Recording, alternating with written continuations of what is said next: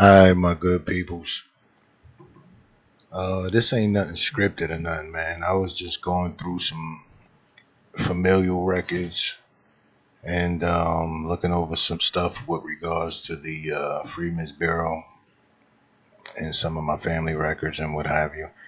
And this whole Freedmen's Bureau situation just is bugging me out because, we got people here that are qualified and capable of doing the jobs that are being given to foreigners.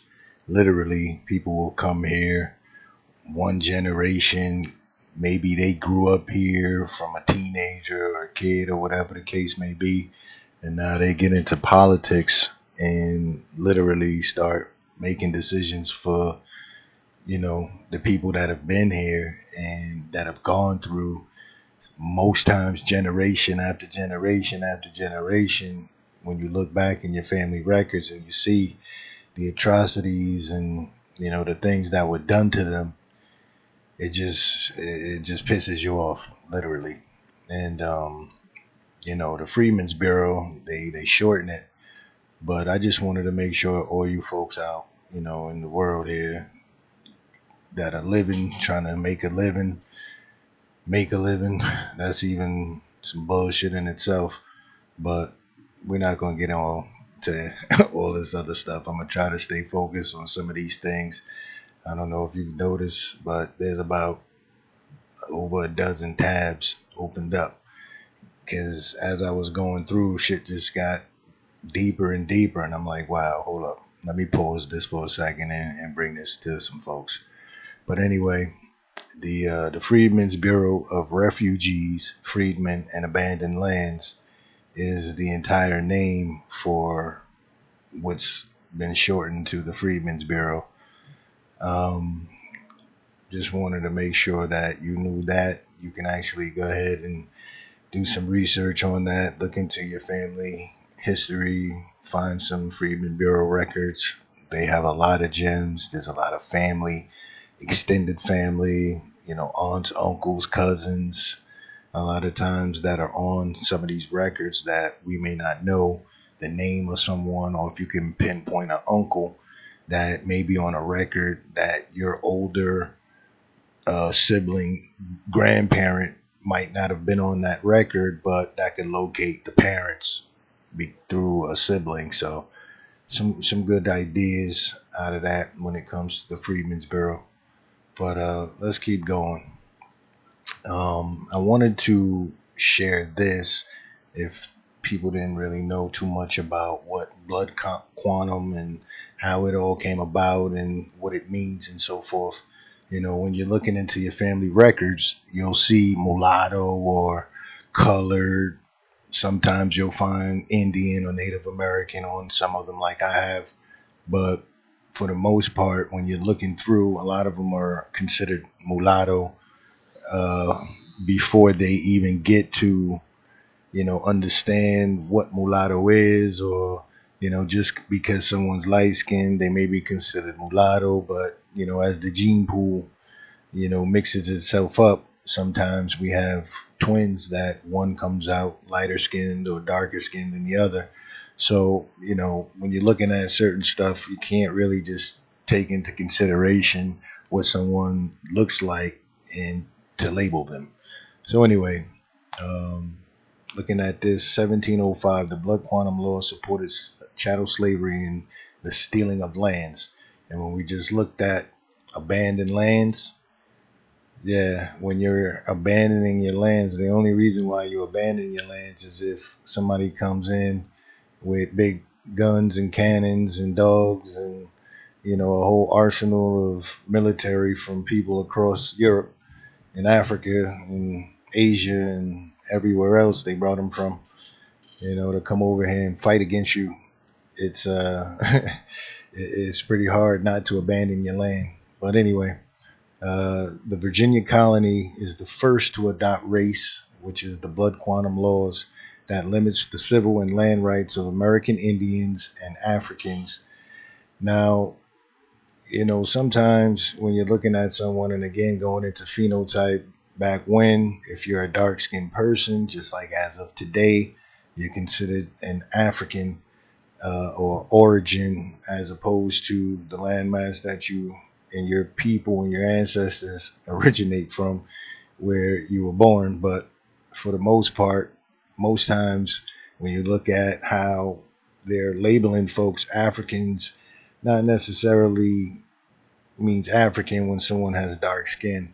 And I'm gonna just jump real quick and make a quick point that we'll touch back on when you see or when you haven't seen the effect of American Indian slavery or enslavement or forced abandonment, coerced abandonment of lands, um, and where these people were actually shipped to.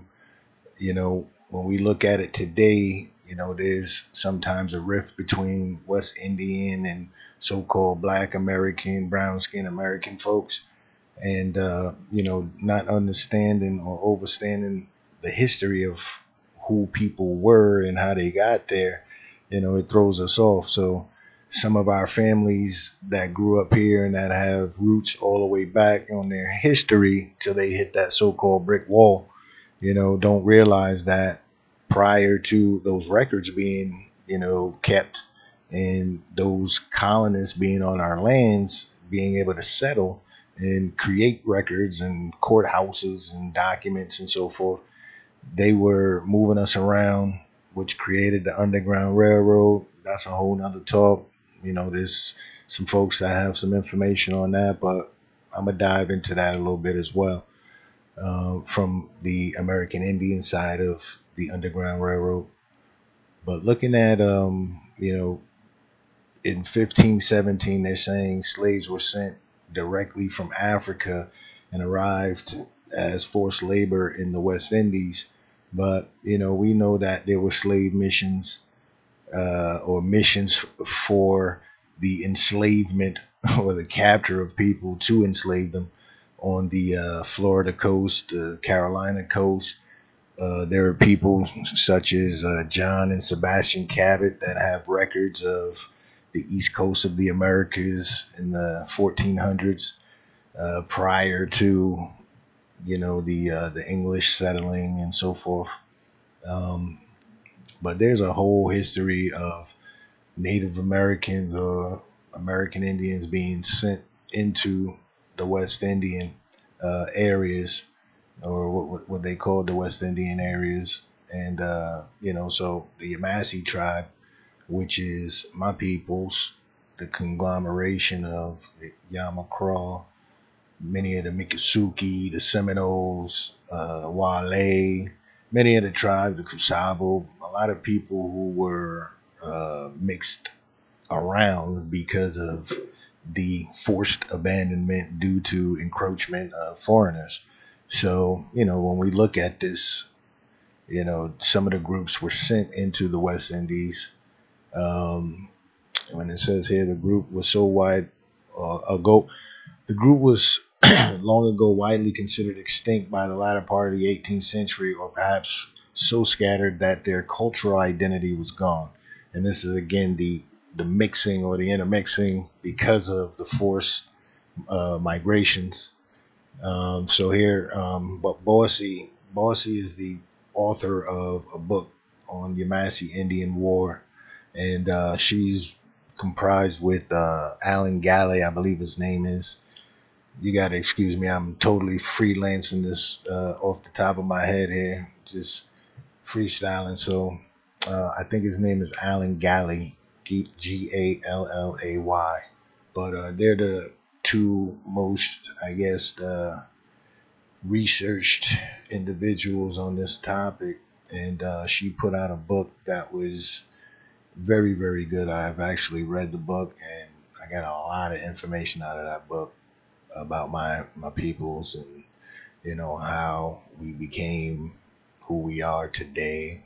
So you know they try to say that we're gone, but we're not. I just want to pull up this one. This is the last thing before we go back to the other part of what I was dealing with at the beginning. English enslaved 10 to 12,000 Yamasee Indians And in the Carolinas, English traders kidnapped and enslaved Yamasee Indians who were subsequently, or who already had been missionized and subsequently sent them to the West Indies. So here's a picture of that slave sent to the West Indies. These are Yamasee Indians being sent, and this is via the New York Public Library digital collections. All right, so going back to the blood quantum, looking at that, it said let's go back to the beginning. The Virginia colony is the first to adopt race blood quantum laws that limits the civil and land rights of American Indians, Africans based on blood degree. Half native ancestry equals mulatto, not native. 1/8 African ancestry equals black. Any amount of African ancestry, no matter how remote and regardless the phenotypical appearance, makes a person black. For Indians, in stark contrast, any non-Indian ancestry comprises what the fuck indigeneity, whatever, producing hybrids. A regime that persists in the forms of contemporary blood quantum regulations today, as opposed to enslaved people whose reproduction augmented their owners' wealth. Indigenous people obstructed settlers' access to land, so their increase was counterproductive. In this way, the restrictive racial classification of Indians straightforwardly furthered the logic of elimination. This is the origin of the one-drop rule for African ancestry and the half or more rule for American Indians. If one was one drop African, they could be slave chattel. Wow. But what comprises of African? Dark skin? I mean, that's literally what they were basing it off of. Wow. Alright, sorry. Being distracted by my phone here. If they were less than half native, their land could be taken. So if you were dark skinned, that's it. Your land was being taken. And you were falling into the abandoned land category, as they were deemed to not be native and therefore not tied to land rights. Natives identified as mixed were designated mulatto, with associated limited civil rights parallel to Africans. Wow, that's crazy. Alright, so now, before we get into that real quick, I peeped this as I was searching on something with the Freedmen's Bank, and saw this gentleman, the Treasury Deputy Wally Adeyemo, at the Freedmen's Bank forum here. So it brought me to look back at Kamala Harris when as she's the vice president / president, because I ain't seen Joe Biden in over a week, but I'll leave that to somebody else. Harris pledges aid, security assistance, and meeting with Ghana's president.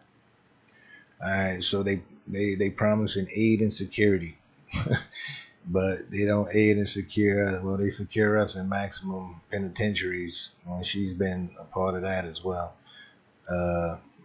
And supposedly the Africans that was sent here, well, I mean, I ain't gonna deny that there was Africans sent here, because there was a lot of Jews and Muslims kicked out of Europe in 1492, and they fled into Africa, and the rest of them who couldn't fit on Columbus's ships with the Sephardic Moorish Nino brothers. Anyway, that shaking of hands and those smiles, that buttermilk bean head he got right there, it pisses me off, because she can go over there, but she can't come to the hood. And they talking about announcing $100 million in U.S. aid to the region. All right, $100 million for them, copy. So now what do? They come over here, they get their bread, they come over here, go to school, and become those people. Your man making decisions for us at our functions. You know what I mean? The things that we supposed to be dealing with. It kind of pisses me off.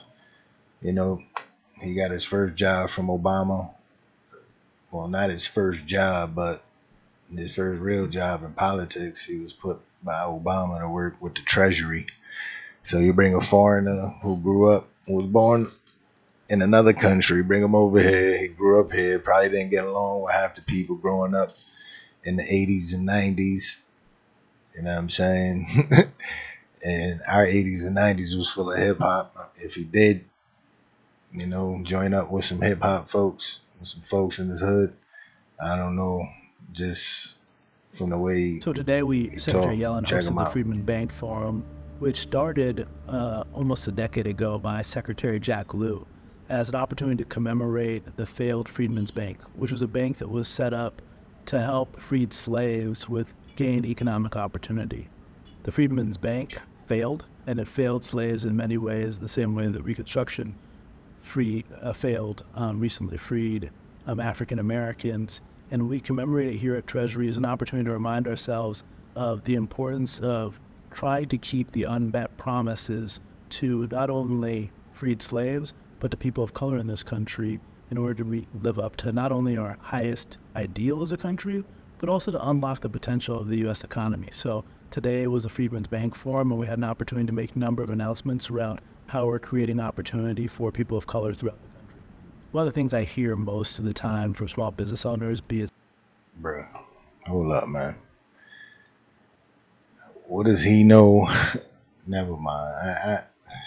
This is the bullshit. So this is what we dealing with. We got people coming over here thinking they know our struggle, thinking they know who we are, thinking they know what's going on, and their main focus is all people of color that are in this country. But again, who's worrying about you? Black man, American black man, Adewale Adeyemo, born in 1981, is an American government official serving as the United States Deputy Secretary of the Treasury. He was he was the first president of the Obama Foundation and also served during the Obama administration as the Deputy National Secretary Advisor for International Economics of yo black ass. Everybody that grew up here, you got a foreigner and your family been here asking for reparations forever, and they put a foreigner in charge of the international economics and the deputy director of the National Economic Council. Alright, so had a great education, came over here, got his bachelor's from California, UC at Berkeley, and then he went to Yale. All right, nice. Probably got some good foreign scholarship bread. I mean, his parents, they had good jobs. One was a teacher, I believe. So ever since he was in college, he was working in politics. Working in politics. Wow, chief of staff to Jack Lew. So now he's a lawyer and he's in politics, so he knows all that. It's good shit, no doubt. I ain't mad at that. Do what you do, homie. But don't fucking forget about who's the real motherfucker so-called brown man in this country or colored person or we the principal people as I call it. Start using that. We the principal people. Our indigenous names have meanings. They have meanings, but I don't really want to get into too much. I wanted to show you that blood quantum situation was crazy. Kamala Harris, another person with a different agenda than what is supposed to be for us, because she already said she's not just here to do stuff for black people. I mean, well, who the fuck you trying to do shit for, man? You feel me? Like, I understand there's other people here, but at the end of the day, we've been shitted on so bad. You can still do shit for other people while doing shit for us at the same time. That's fucking blatantly obvious. You shaking this nigga cone head motherfucking beanie. I don't even want to disrespect Beanie Siegel. This motherfucking football cranium looking at him. Like, come on, man. Y'all over there lunching, bro. Like, here's my boy Joe Wright. Luncheon. That's that DC shit. But yeah, man, like this shit is crazy. Wake the fuck up, man. Like, who are you voting for and why are you voting for? Just because she got brown skin or pale brown skin? Like, the fuck does that mean, bro? Like, wake the fuck up, man. Like, this shit is crazy. We losing. We been losing. Here in New York, over the last 60 years, look it up for yourself, man. More babies have been aborted than have been born. We losing. I seen a statistic. I can't even remember where I saw it. I thought I was looking it up earlier. I passed by something about California. Damn, yo. And it was talking about something related to the population density and how so-called, it said black people, they went from, in a decade, from 2000 to 2010, they went from 22% of the population in California to down to 16%. So it's like, where are we going? Like, are people moving to other states? Are they dying? Are they coming up missing? Are they like going to jail and not being included in the population density? Did they not fill out the census? Like, how do they accumulate who's where and how? You know what I mean? Or are they aware and becoming American Indians again? That could be a process too. That'd be some shit, right? Native American population increase to 43 plus million overnight. Wow. Take back something. Find your tribe. Shit is it's almost there. Shana Besche. Peace.